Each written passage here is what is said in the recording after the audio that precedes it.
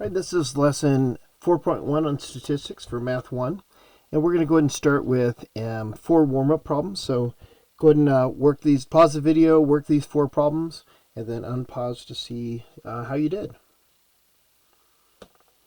Okay, so hopefully you've worked through these problems. I'll go ahead and go through them right now. We're going to go and start with this first one, which is order of operations problem.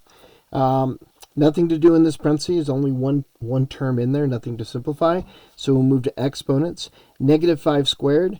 So reminder, negative 5 squared is negative 5 times negative 5. And so the negatives cancel, and we wind up with 25 as a result.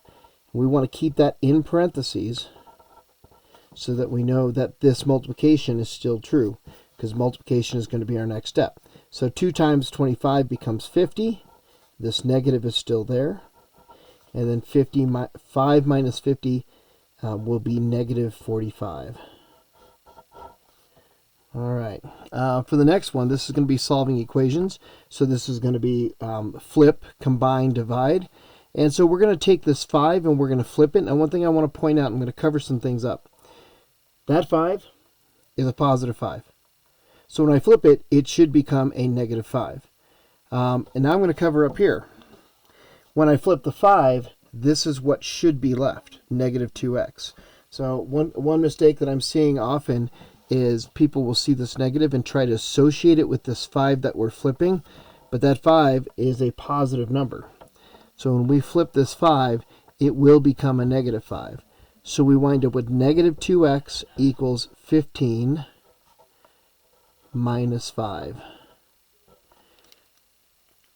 And so a lot of times this negative won't be brought down either. So we'll make sure when we flip, we look at the sign in front to associate it with this number.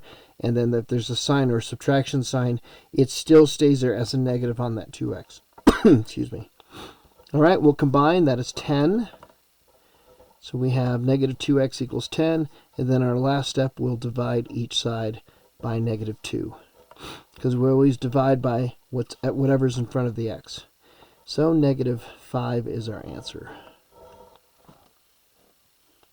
Now for our next problem here, what is the area of a square where the side is 12 and 3/4 inches? So I'm just going to draw a quick square. Now the thing about squares, they have 90-degree angles, and all 4 sides will be the same length. And I'm going to put these little marks here on it, and these markings mean that they are all equal sides, they're all the same. And then, excuse me, to finish, we're going to have to multiply 12 and 3/4 by 12 and 3/4. So there's 2 ways I guess you can look at it. With the formula for squared is just s squared. If you look at it as a rectangle, it would be base times height, where the base and height are identical. But essentially what you have, 3/4 squared is 12 and 3/4 times 12 and 3/4. Now we can use a calculator to go ahead and do that multiplication for us. And so that's what we'll go ahead and do. So I don't have a calculator like the one we usually use in class. This one works slightly differently, but it does have a fraction key for it. So I'm going to put in my 12, hit the fraction key, that's at ABC1, and then 3 as a numerator and 4 as a denominator, and I will multiply that times another 12 and 3/4, and my result is 162 and 9/16. This one actually puts the answer right into mixed fraction form. So yours probably gave you this answer first.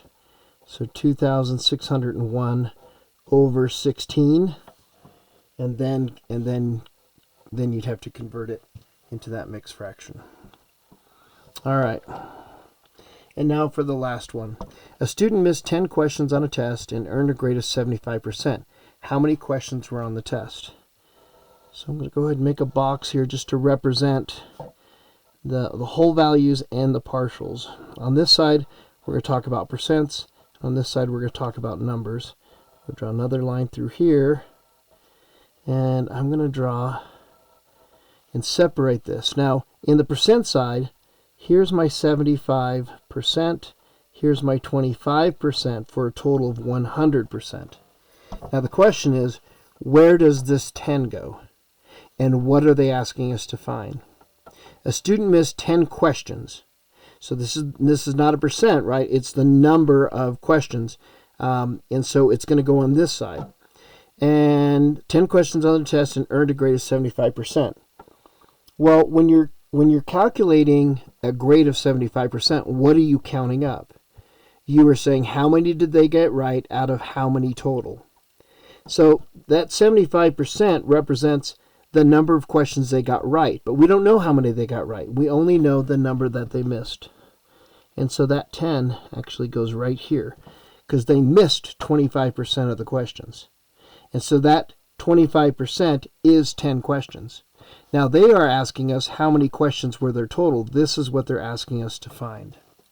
So when we use this setup, if we have these numbers here, this is going to be a division. What we're going to have to do is take 10 and divide it by 25% as a decimal or fraction. So we're going to take 10, we're going to divide it by 0.25. Because 25% of the questions is 10, and we're looking for the total number of questions. So we'll do 10 divided by 0.25, and that's going to be 40. So 40 total questions.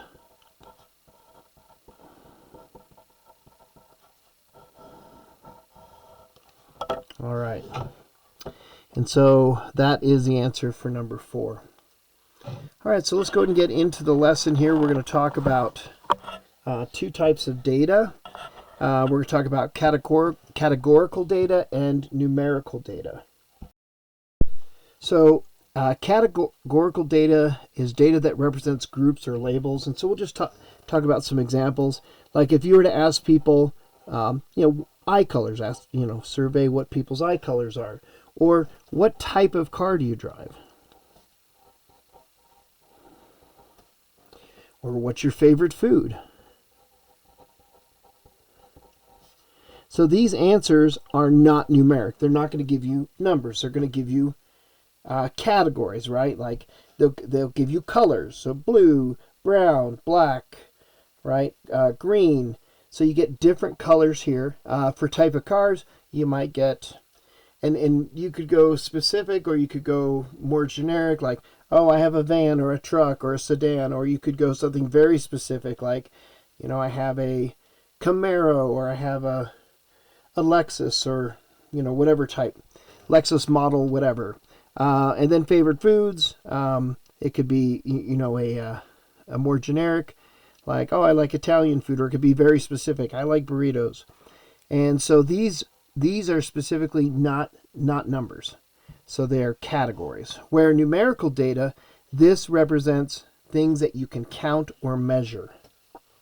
And within numerical data, we have 2 different types that we want to talk about. We have what's called discrete data and what's called continuous data. Let's start with continuous data first. Now, when people hear continuous, when you think about that term, what does that mean? So just take a moment to think about that. So a lot of times when I ask this question, I will hear, something that goes on forever. And that might be our definition of continuous, kind of outside math, but for this, it has a very specific definition, and it does not mean goes on forever. Continuous data is data that doesn't have gaps in it. So here's an example. Let's talk about your height. Right, so when you were born, you had a beginning height, whatever that height was, and then let's say it was like somewhere around 20 inches, I'm just going to use that as an example, and then you grew to whatever your current height is, right? And so whatever that is, and let's just put, 65 inches, right? That would be somebody who is 5'5". So a person who started at 20 inches and is now 65 inches, they were at some point every value in between. This is continuous data. Were they ever 60 inches tall? Yes, they had to be 60 inches. They couldn't skip over a height. So as they grew, they were every value in between. So were they 45 and a half? Were they 52.63 inches? Yes, all of those values had to have occurred in order to get there. You just can't skip over them. And this is what we mean by data being continuous, is the data has no gaps or jumps in it. One way to tell that data can be continuous is that it can be measured. So continuous data, it's measured. So one that we can kind of talk about, well, actually, let's come back to that. So I think height is an excellent example of that. And what about discrete data? Well, discrete data has jumps between numbers. So it's specifically not continuous. So it's jumps between numbers. And a good example of that is when I take attendance. If I have 15 students in class and somebody walks in, then my attendance jumps to 16. It doesn't become 15 and a half or 15 and 3/4. It literally goes from 15 to 16, and there are no values in between that I can use for attendance. And so this is a good example of what we call discrete data, where you can't have really values in between. There are jumps. So 15 students to 16 students. Money is also discrete. I can have something that is $10.50. The next price that I could have is $10.51, right? And there isn't a price in between that, right? It jumps. And so this is considered discrete, where continuous, every value in between does exist, from the minimum to the maximum. All right, that concludes page 1 of this set of notes. Please continue on to page 2.